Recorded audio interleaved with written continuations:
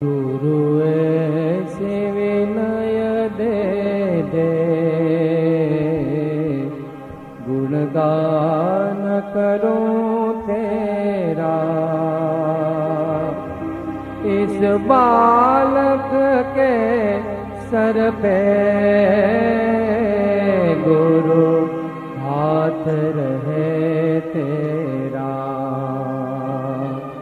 गुरु ऐसे विनय दे दे, गुणगान करूं तेरा।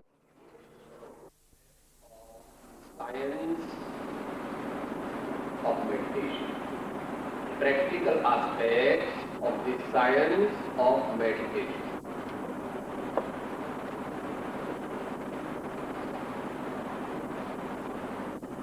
જે કોઈ આત્મકલ્યાણને ઈચ્છે છે તે ધ્યાનને ઈચ્છે છે, કારણ કે ધ્યાન તે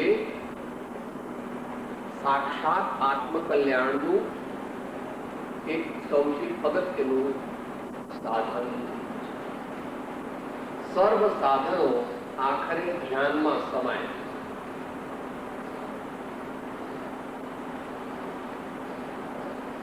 પરંતુ દેશકાળની વિપરીતતા અને જીવોની યોગ્યતા એવી છે કે બેમાંથી એકેનું યથાર્થ જ્ઞાન નથી. અન્ય સાધન કર્યા વિના ધ્યાન કરવાની યોગ્યતા પ્રાપ્ત થઈ શકે નહીં.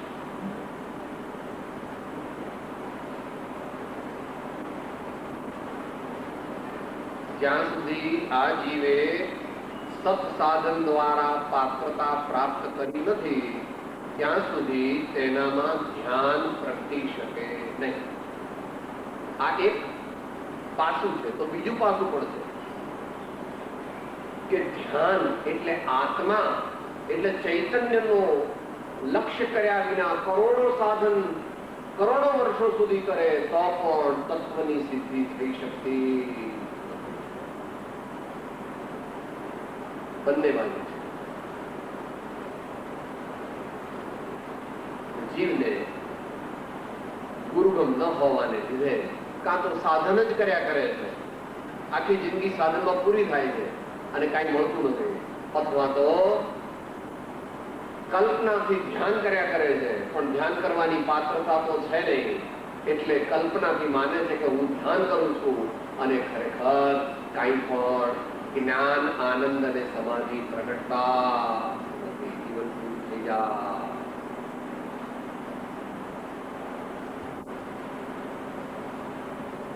ધ્યાનનો વિષય મોટો છે. ધ્યાનની અધિકૃત વાત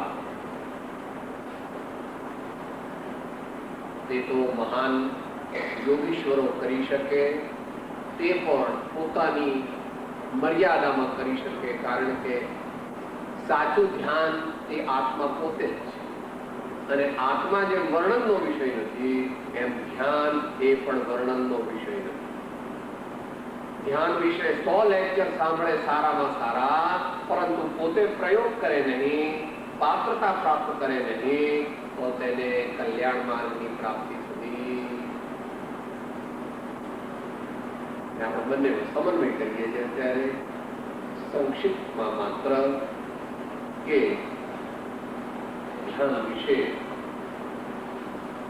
આ 1995, 96, 97 જે સાલ આવવાની છે, 98, 2000, 99, 2000 એમાં શું કરવા યોગ્ય છે, શું થઈ શકે એમ છે, અને તે આપણા જેવા શું કરી શકે એમ છે. આપણા જેવાનો અર્થ જેણે સર્વસંગ પરિત્યાગ કર્યો નથી, તે સાચો સર્વસંગ પરિત્યાગ કર્યો નથી. જે મહાન મુનીશ્વરનું ધ્યાન છે એને અત્યારે આપણે લેતા નથી, કારણ કે મહાન મુનીશ્વરનું ધ્યાન તે વર્ણનનો વિષય છે જ. મહાન મુનીશ્વરનું ધ્યાન એટલે નિરંતર આનંદનો અનુભવ, નિરંતર આનંદનો અનુભવ. પણ આપણે તો જ્યાં છીએ ત્યાંથી ઉપર કેમ ચડીએ અને આપણને વધતી પ્રસન્નતાનો, વધતી શાંતિનો, વધતી નિશ્ચિંતતાનો અને એ રીતે સાધના માર્ગમાં આપણી તરક્કી કેમ થાય, આપણી ઉન્નતિ કેમ થાય એ વિશે પ્રેક્ટિકલ વિચાર કરવા ને તે પણ પ્રયોગની મુખ્યતાથી. હવે આપણે એ વિશે વિચારણા કરીશું.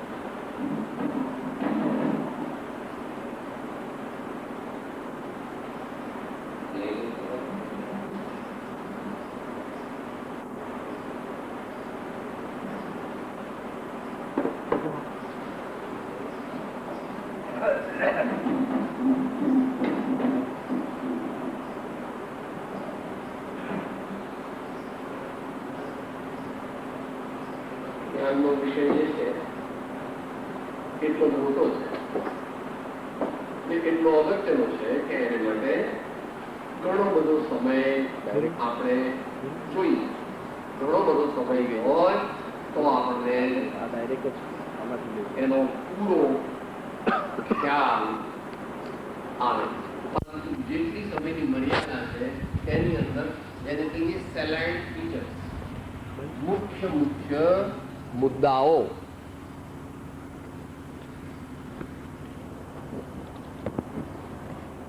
મુખ્ય મુદ્દાઓ.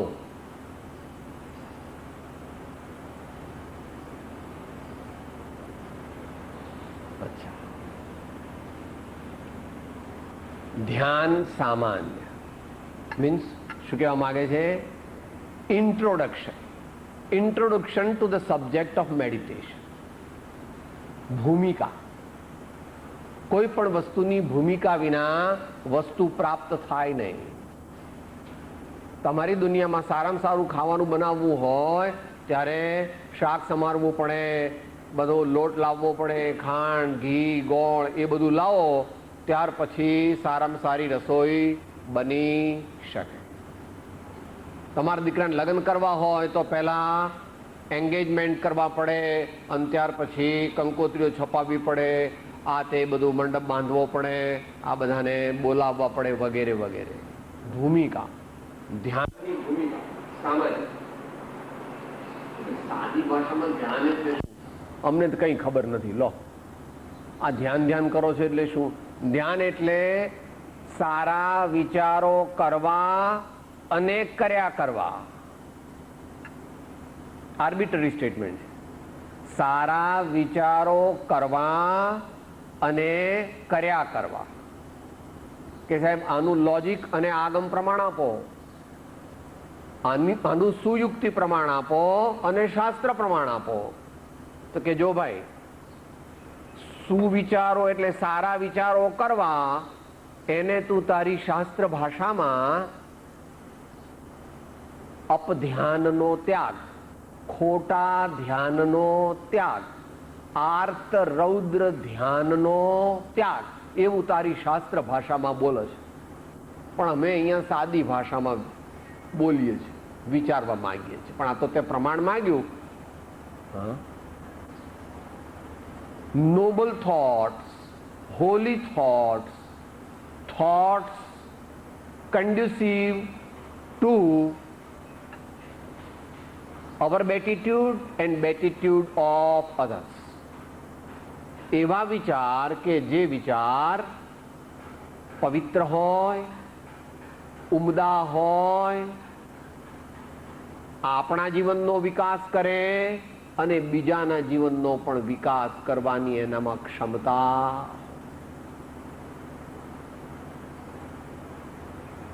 કરવા એ તો બરાબર, પણ કર્યા કરવા એમ તમે કેમ કીધું? એનું લોજિક શું છે? તો કે સંતતિ રૂપે તે વિચારો ચાલવા જોઈએ. એક વિચાર સારો કર્યો તે ધ્યાન નથી.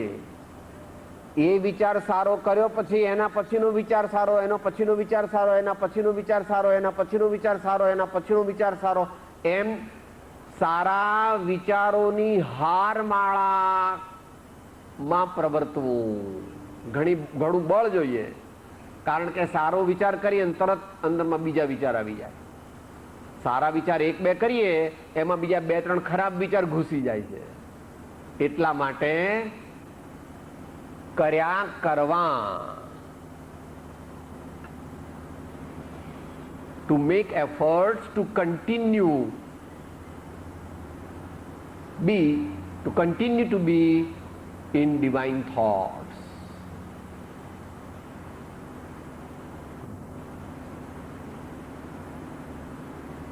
એને ચિંતન કહે છે, એને ચિંતન કહે છે.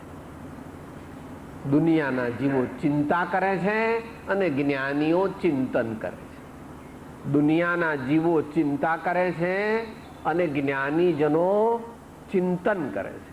ચિંતા તે આર્ત ધ્યાન છે અને ચિંતન તે ધર્મ ધ્યાન છે. આત્માને કલ્યાણ કરનારું છે, પુણ્યનો પ્રકાશ કરનારું છે, સંવર નિર્જરા યથાપદવી લાવનારું છે. તો સાદી વાત કરી કે ભાઈ આ ધ્યાન એટલે શું. ઘણા એવું માને છે કે સાહેબ ધ્યાન એટલે આપણે કંઈ કરવાનું નહીં, બસ બેસી જવાનું. પણ બેસે એટલે તું આત્મા છો તો આત્મા દ્રવ્ય છે તો દ્રવ્ય પર્યાય વિના હોય. માટે તું એમ કહે છે કે સાહેબ કંઈ વિચાર કરવા નહીં, સાહેબ કંઈ વિચાર કરવા નહીં, સાહેબ કંઈ વિચાર કરવાની એમ નામ ધ્યાન. પણ આત્મા જો દ્રવ્ય હોય તો તે અવસ્થા વિના હોય નહીં. માટે આત્માના વિચાર હોય જ, તું વિચાર કરે કે ન કરે. પછી એક એવી આગળની ભૂમિકા આવે છે કે જ્યારે બુદ્ધિપૂર્વકના વિચારો વિરામ પામે એ છેલ્લા આવશે. એને નિર્વિકલ્પ સમાધિ કહે છે. પણ એ વાત તો તારા માટે, તું બેઠો છું હજુ પ્રાંતિજમાં અને તારે જવું છે દિલ્હી. તું બેઠો છું પ્રાંતિજમાં અને તારે જવું છે દિલ્હી. દિલ્હી દૂર હૈ, દિલ્હી દૂર હૈ. તો પહેલી વાત થઈ. બી હવે ભારતીય દર્શનોમાં યોગ દર્શન મહર્ષિ પતંજલિનું સર્વમાન્ય છે. એના 8 અંગની અંદર 7મું અંગ ધ્યાન લીધું છે. એટલે અહીંયા આગળ એના નામ કીધા છે 7ના: યમ, નિયમ, આસન, પ્રાણાયામ, પ્રત્યાહાર, ધારણા, ધ્યાન અને સમાધિ.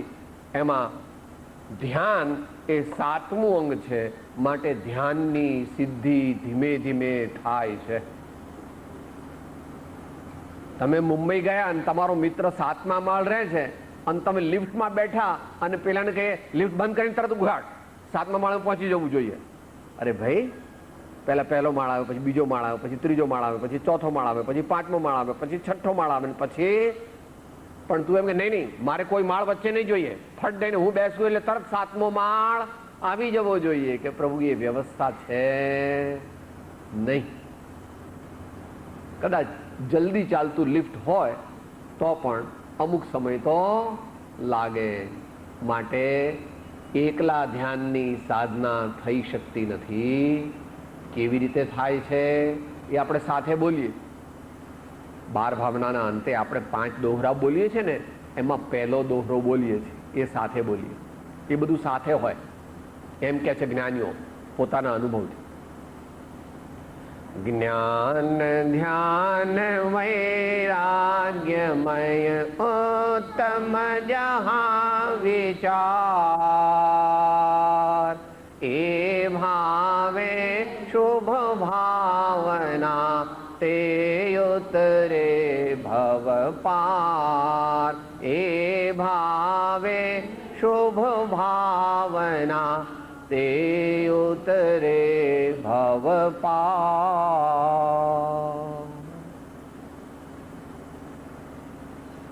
આટલી વાત સામાન્ય લીધી. હવે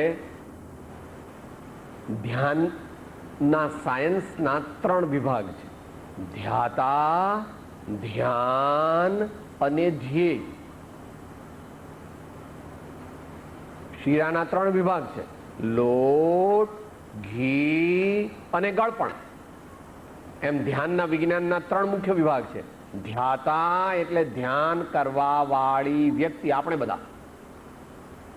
બધા ધ્યાન કરવા માંગીએ એટલે આપણે ધ્યાતા કહેવાઈએ. ધ્યેય એટલે આપણે જેનું લક્ષ્ય કરીએ છીએ, જેનું ચિંતન કરીએ છીએ, જે આપણો આદર્શ છે, જે પ્રાપ્તવ્ય છે, જે ગંતવ્ય સ્થાન છે, એનું નામ ધ્યેય. અને ધ્યાન એ આગળ બતાવવામાં આવશે. પ્રક્રિયા છે, પ્રોસેસ.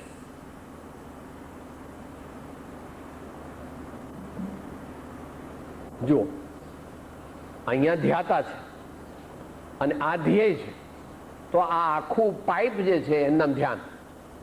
આ ધ્યાતા છે, આપણે બધા. અને અહીંયા આગળ ધ્યેય છે. ને આપણે જે દ્વારા અહીંયાથી આમ ચડીએ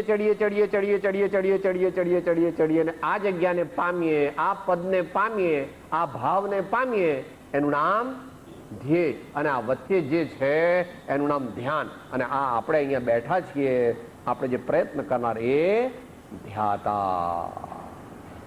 એ પ્રમાણે એ ધ્યાતા એટલે આપણે કેવા હોઈએ?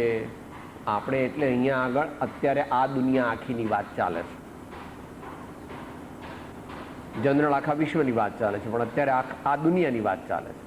તો એમાં કહે છે કે ભાઈ અનેક પ્રકાર છે, પણ એના અહીંયા મુખ્ય 4 પ્રકાર પાડ્યા છે. એના તમે 10 પ્રકાર પણ પાડી શકો, 20 પ્રકાર પણ પાડી શકો. અને ભગવાને તો અસંખ્ય પ્રકાર કહ્યા છે. પહેલા સામાન્ય મનુષ્યની વાત છે. અહીંયા સામાન્ય મનુષ્ય એટલે કોણ એ પણ કહ્યું. જે સદાચારી છે,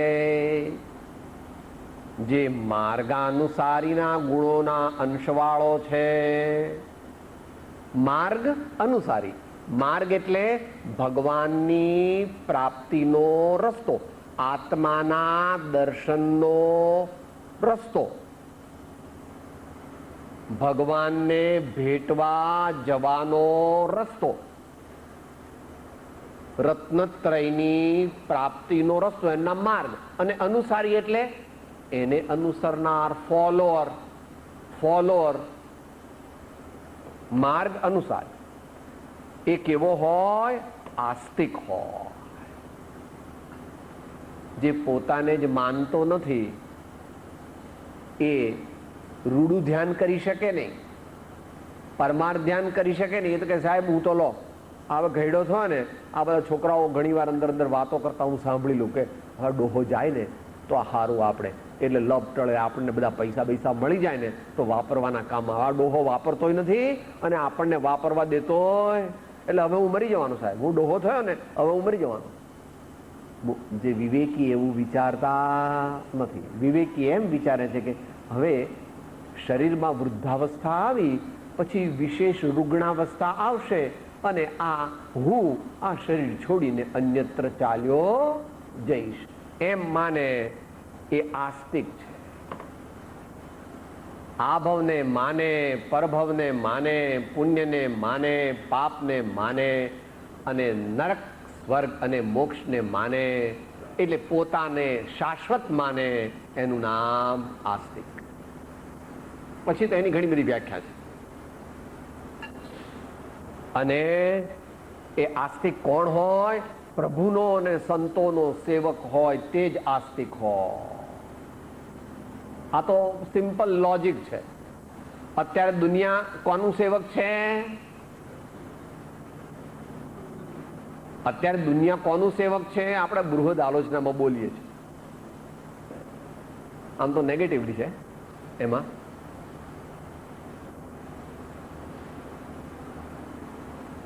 લંબાણથી તો ઘણું મોટું છે, પણ મુખ્ય 2. અત્યારે દુનિયા કોને ભજે છે?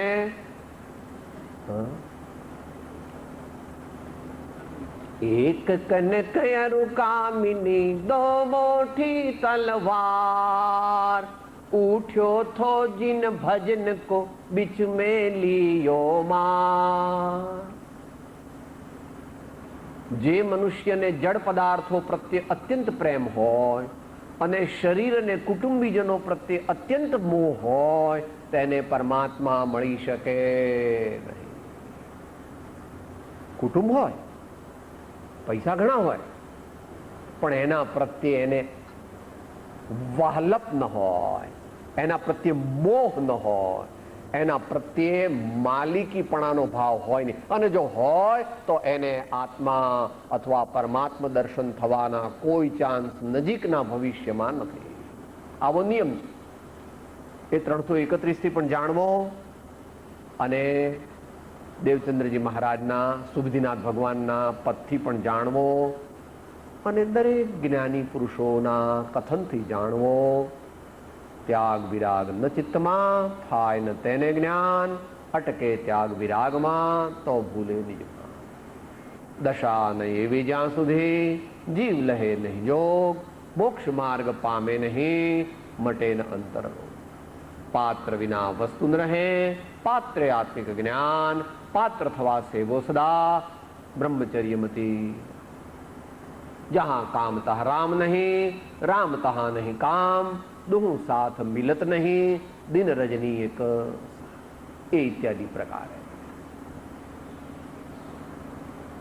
માટે જો આપણને પરમાત્માના દર્શન, ભક્તિ, પૂજા વગેરેમાં ગમે નહીં ને કંટાળો આવે અને સંત સમાગમ કરવાનું મન થાય જ નહીં, તો જાણવું કે આગામી જન્મો અંધકાર, દુઃખ અને અત્યંત પ્રકારની વેદનામાં વિતાવવાના છે.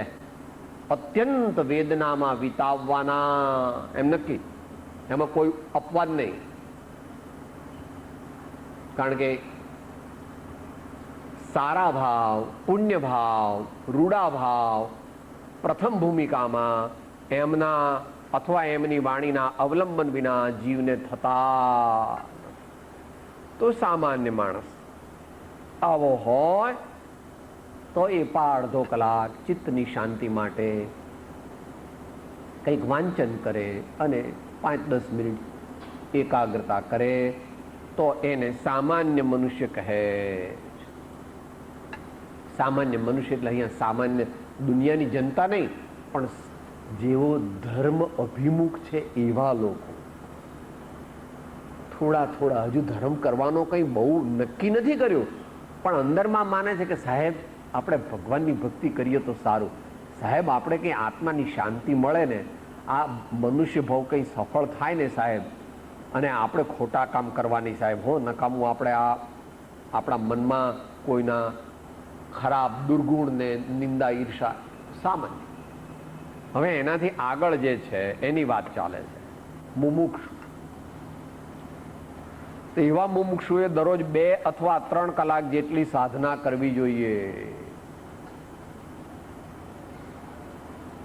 દરરોજ 2 થી 3 કલાક સાધના કરવી જોઈએ અને એણે એ સાધનામાં સત્સંગને, ભક્તિને, તત્વના અભ્યાસને અને મંત્રના સ્મરણને આવરી લેવો જોઈએ. દરરોજ બધું ન કરી શકે, સત્સંગ કરે પણ એને દરેક પ્રત્યે ભાવ હોય. સત્સંગ ન મળે તો પણ સત્સંગ મારે કરવો છે એવી અંતરમાં અભિલાષા રહે. ભક્તિ કોઈક દિવસ ન કરી શકે તો રાતના સૂતી વખતે ક્ષમાપના બોલતા કે અરે ભગવાન, આજે તો મારે એટલું બધું કામ રહ્યું ને એટલું બધું મારે આજે વિચિત્ર દિવસ ગયો કે મને ભક્તિ કરવાનો ટાઈમ મળ્યો નહીં. એ પ્રમાણે તત્વાભ્યાસ એટલે સતશાસ્ત્રોનું આત્મકલ્યાણ માટે વાંચના કરવી તે. એટલે શાસ્ત્રાભ્યાસ નથી લખ્યું, તત્વાભ્યાસ લખ્યું છે. શાસ્ત્ર વાંચનાર ઘણા છે પણ તત્વ વાંચનાર વિરલા છે. તત્વ વિચારે તો જ ધ્યાન દશા આવી શકે. એકલા શાસ્ત્રના અભ્યાસથી ધ્યાન દશા આવી શકતી. શાસ્ત્ર તો શબ્દો છે, શાસ્ત્ર તો શબ્દો છે, શબ્દોનું ધ્યાન નથી કરવાનું. શબ્દો દ્વારા ભગવાન જે તત્વ બતાવે છે તેનું ધ્યાન કરવાનું. અને મંત્ર સ્મરણ એ એકાગ્રતા સૂચવે છે. એકાગ્રતા અને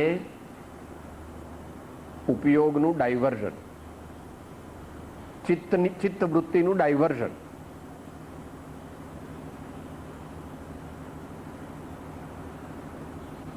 બે ત્રણ કલાક થાય તો મંત્રનું સ્મરણ અવશ્ય કરવું. સ્મશાનમાં હો, લગ્નમાં હો, કોર્ટમાં હો, બેંકમાં હો, ગમે તેમાં હો, 2-3 કલાક થાય એટલે પ્રભુના, ગુરુદેવના મંત્રનું ભાવપૂર્વક સ્મરણ કરવું. રાત્રે ઉઠી જાઓ એકી કરવા, અથવા કોઈ ચિંતાથી ઉઠી જાઓ, કોઈ ધડાકો થાય ને ઉઠી જાય તો પણ મંત્રનું સ્મરણ કરવું. સ્મરણ તે ધ્યાનની પૂર્વ ભૂમિકા છે. જે સ્મરણ કરતો નથી ભગવાનનું તેને ધ્યાન કોઈ દી થવાનું નથી. જે ભગવાનનું સ્મરણ કરતો નથી એને આગળની ધ્યાનની ભૂમિકા પ્રાપ્ત થઈ શકતી. એટલે આપણે બોલીએ છીએ બૃહદ આલોચનામાં, તે ફરીથી બોલીએ. ઘડે ઘડે પલ પલ સદા પ્રભુ સુમિરન કો જાઓ, નર ભવ સફલો જો કરે દાનશીલ તપ ભાવ. તો આ સામાન્ય મુમુક્ષુની વાત કરી. હવે ઉત્તમ મુમુક્ષુ અને જ્ઞાનીની વાત કરે છે. બંને નજીક નજીક છે. બંને નજીક નજીક છે. ઉત્તમ મુમુક્ષુ ક્યારે જ્ઞાની થશે કહેવાય નહીં. ઉત્તમ મુમુક્ષુ ખરેખર હોય ને પુરુષાર્થ કરે તો મહિના, 2 મહિના, 4 મહિના, 6 મહિના, 12 મહિનામાં જ્ઞાની થઈ જાય. પણ કયો? આ મુમુક્ષુ નહીં, આ મુમુક્ષુ.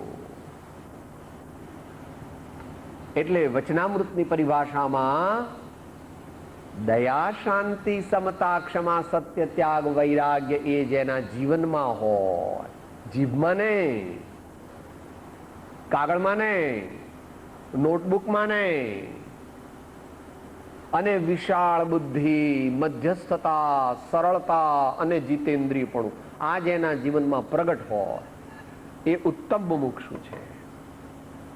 અને એવી મુમુક્ષુતાના ફળ રૂપે જેને મોહ ગ્રંથિનો છેદ થયો છે એવા સમ્યક દ્રષ્ટિ આત્મજ્ઞાની ધર્માત્મા છે. કે સાહેબ બેને સાથે લેવા માટેનું લોજિક છે કઈ? તો કે હા છે. કે શું લોજિક છે? મોક્ષ માર્ગમાં પ્રવૃત્તિ બેની ઘટે છે, એક આત્મજ્ઞાનીની અને એક આત્મજ્ઞાનીના આશ્રયવાનની. મોક્ષ માર્ગમાં પ્રવૃત્તિ બેની ઘટે છે, એક આત્મજ્ઞાનીની અને એક આત્મજ્ઞાનીના આશ્રયવાનની. માટે બંનેને સાથે લીધા છે.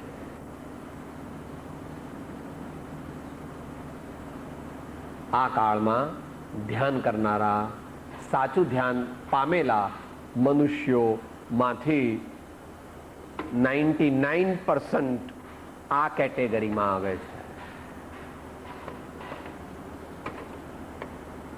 કારણ કે આ કેટેગરી લગભગ પરમાર્થ દ્રષ્ટિથી સંભવિત નથી. આગમથી તો સંભવિત છે, કારણ કે એ પ્રશ્ન પૂછ્યો તો મોક્ષ માર્ગ પ્રકાશક, ત્યારે એનો ઉત્તર આપ્યો તો. અત્યારે આપણે એમાં જવું નથી. પણ વચનામૃતમાં આવે છે 500 ગાઉ જશો તો પણ યથાર્થ જ્ઞાનીનો ભેટો થવો દુર્લભ છે. 500 ગાઉ જશો તો પણ યથાર્થ જ્ઞાનીનો ભેટો થવો દુર્લભ છે. તો ઉત્તમ મુમુક્ષુ અથવા જ્ઞાની કેવા હોય? કે આશરે લગભગ ઓછામાં ઓછી 4-5 કલાકની સાધના તો એમની હોય જ. સવારે અમુક, બપોરે અમુક, સાંજે અમુક, રાત્રે અમુક. કે સાહેબ કઈ સાધના હોય? કે એનો કોઈ એક નિયમ નથી. કોઈ જ્ઞાનમાં વધારે આગળ વધે ને જ્ઞાનની આરાધના વધારે કરે, કોઈ ભક્તિની વધારે આરાધના કરે, કોઈ ચિંતનમાં વધારે રહે અને કોઈ સેવા કાર્યો અને સાધકોના કલ્યાણમાં પણ વિશેષપણે પ્રવર્તે. એમાં બધાને એક સરખું હોય એવો નિયમ નથી. તમારા દીકરા 3 છે, 3 IQ 120 અબાઉ છે, એટલે સુપર ઇન્ટેલેક્ચ્યુઅલ છે, તો પણ એક તો કલેક્ટર થયો, બીજો સિવિલ સર્જન થયો અને ત્રીજો તો સુપ્રીમ કોર્ટનો ન્યાયાધીશ થયો. કેમ ભાઈ? જુદા જુદા ત્રણેયની બુદ્ધિ તો એટલી પ્રખર હતી કે વાત ના પૂછો સાહેબ. દરેક વખતે ગોલ્ડ મેડલ એમનો જ હોય, પણ તો બધાએ એક જ લાઈન લઈને બધાય સર્જન થયા હોત તો કે સાહેબ એ તો કે આપણે કહી શકીએ. તો એક જણ કલેક્ટર થયો, હા, બીજો સિવિલ સર્જન થયો અને આ ત્રીજો જે છે ને તે સુપ્રીમ કોર્ટનો ન્યાયાધીશ થયો. બધા જ્ઞાની એક સરખી સાધના કરે એવો નિયમ. અંદરમાં શુદ્ધિ જે છે તે હોય દરેક જ્ઞાનીને, અંતરંગ શુદ્ધિ.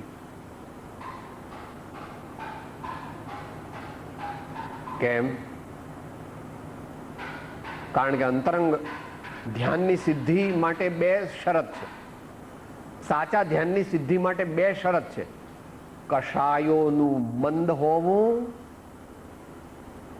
અને શુદ્ધ આત્મ તત્વનું પરિજ્ઞાન અને અવલંબન હોવું. આ 2 અનિવાર્ય છે. કષાયોનું મંદ હોવું અને શુદ્ધ આત્મ તત્વનું પરિજ્ઞાન અને અવલંબન હોવું. પછી એમાં ડિગ્રી અનેક પ્રકાર હોય. પાછી ડિગ્રી અનેક પ્રકાર હોય. તમારો દીકરો સેકન્ડ ક્લાસ આવ્યો તો 45% માર્ક હોય, 46 હોય, 56 હોય, 58 હોય ને 59.5 પણ હોય. એ બધું સેકન્ડ ક્લાસ કહેવાય. એ પ્રમાણે અહીંયા પણ સમજી લેવું. તો અહીં કહે છે કે એણે લગભગ 5 કલાકની સાધના કરવી. 5 કલાક આ તો આર્બિટરી છે.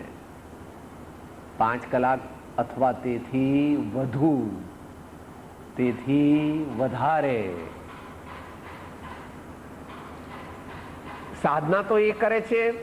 મુમુક્ષુ એવી જ સાધના કરે છે. શું? પરંતુ અહીંયા 2+ મૂક્યા છે. દેખાય છે? 2+ નો અર્થ શું? 1+ એ ક્વોન્ટિટી બતાવે છે અને સેકન્ડ પ્લસ એ પ્રબુદ્ધતા બતાવે છે, વિશેષ જાગૃતિ બતાવે છે. એ સાહેબ અહીંયા 2+ મૂક્યા, એના કરતા 1 જ મૂક્યો હોત તો શું વાંધો હતો તમને? તો એકમાં ક્વોન્ટિટી બતાવે છે ને બીજામાં એનલાઇટનમેન્ટ, જાગૃતિ, કષાયની તથારૂપ મંદતા અને આત્મા તરફનો ઝોક, આત્મા પ્રત્યેની દ્રષ્ટિ, આત્મા પ્રત્યેનો લક્ષ્ય વિશેષ છે. અહીંયા આગળ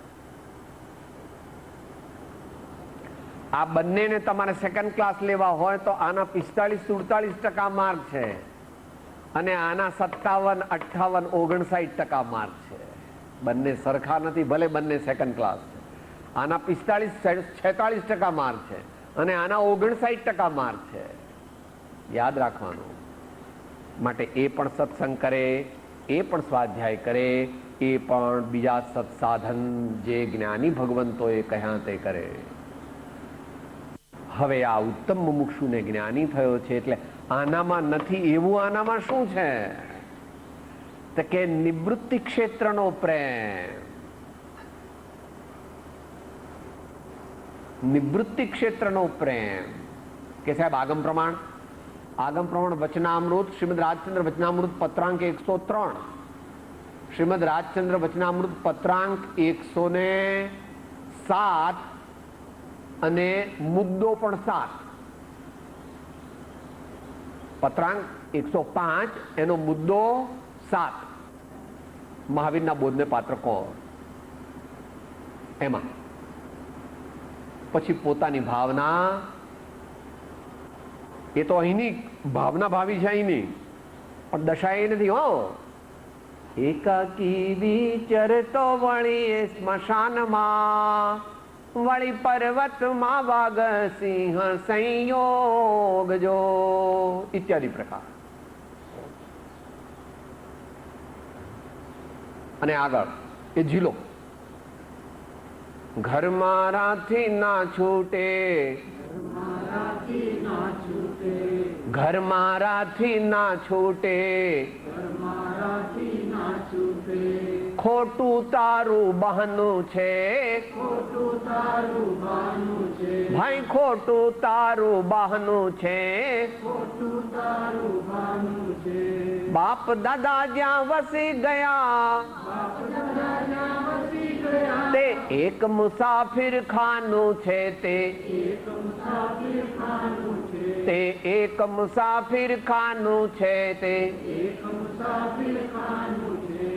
એક વાર તો પ્રેમેથી બોલ, સહજાત્મ સ્વરૂપ પરમ ગુરુ, સહજાત્મ સ્વરૂપ પરમ ગુરુ, સહજાત્મ સ્વરૂપ પરમ ગુરુ. આગળની સાધના કરવા માટે ઘર એ ઉત્તમ જગ્યા નથી, પરંતુ અસાધારણ સંજોગોમાં ઘરમાં રહેવું પડે એવું જ હોય અને સગવડ હોય તો પૂજાનો રૂમ અલગ હોવો જોઈએ.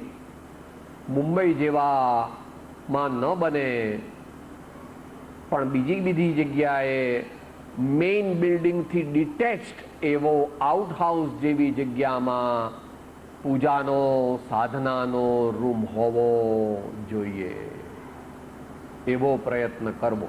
પણ ન બની શકે તો એક રૂમમાં, અને એ પણ ન બની શકે તો રૂમના કોર્નરમાં ભગવાનનો મોટો કબાટ, અને બની શકે તો પડદો નાખી દેવો, ત્યાં દુનિયાનું કોઈ કામ કરવું નહીં. એમ કરીને ધીમે ધીમે અંતરમાં ભાવના કરવી.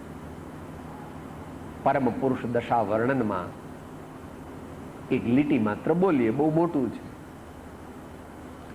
તમે આગમ પ્રમાણ માગ્યા કે સાહેબ આનું કઈ આગમ પ્રમાણ છે?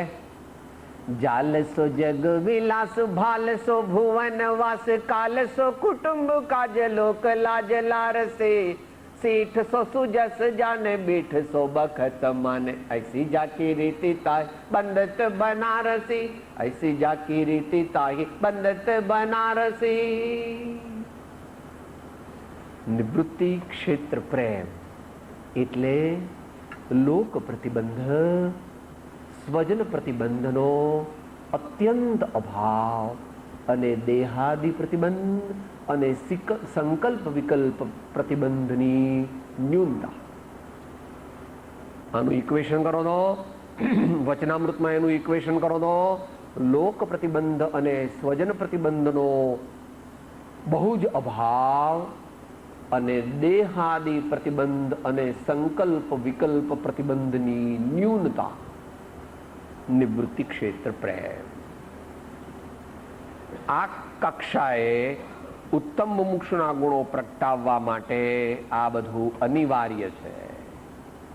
ઉત્તમ મુમુક્ષુ હોય અને આ પ્રમાણે બધું પોતે ઉદ્યમ ન કરે તો ઉત્તમ મુમુક્ષુ પણ પ્રગટે નહીં, અને કદાચ પ્રગટ્યું હોય તો 2-4-6 મહિનામાં જતું રહે. રિવર્સમાં ગાડી જતી રહે.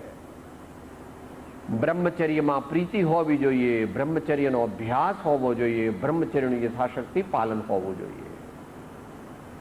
સાદાઈ,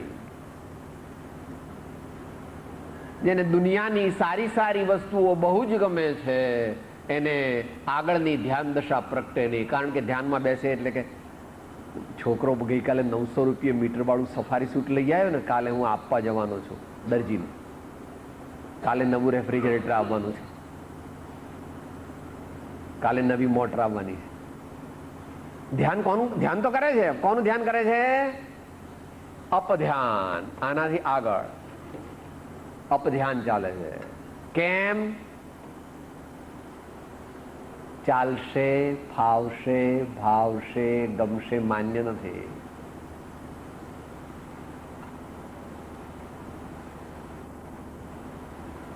Plain living and high thinking is the basis of spiritual life.